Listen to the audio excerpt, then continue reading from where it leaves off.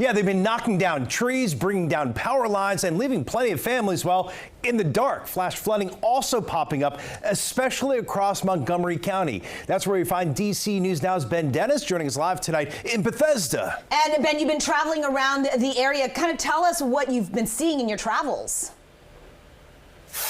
Hey there, guys. Good evening. One moment the skies would turn gray, then black, and all of a sudden open up, dumping buckets of rain down onto the ground below. And yes, especially here in Montgomery County. And it's here near downtown Bethesda where Pepco is still working to restore the power. And it's sticky out here, as Janessa had mentioned. Air conditioning coming at a premium. Check out some of the views from earlier today in Montgomery County. First, the damage we first started documenting in Silver Spring, this quiet neighborhood where a large tree brought down power lines, knocking out the power here.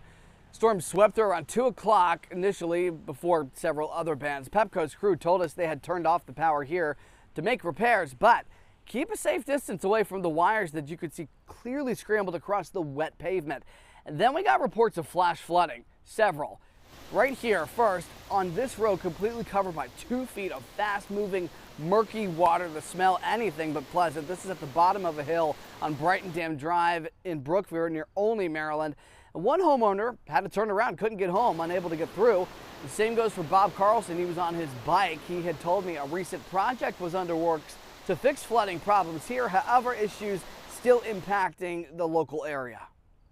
There was 2 vehicles that tried to traverse here. They got bogged down and they had to get towed out. They did a bunch of work downstream to hopefully open up the area so that we wouldn't have this backup here, but doesn't seem to work, or it was just too much rain here. And it was a lot indeed. Bob Carlson's wife Valerie took this photo of drivers who opted to drive through the water. An officer on scene told me that nobody was hurt, good news, and as we made our way to Bethesda, we passed this crew, as you can see, on I-270, where part of the tree hung over the shoulder.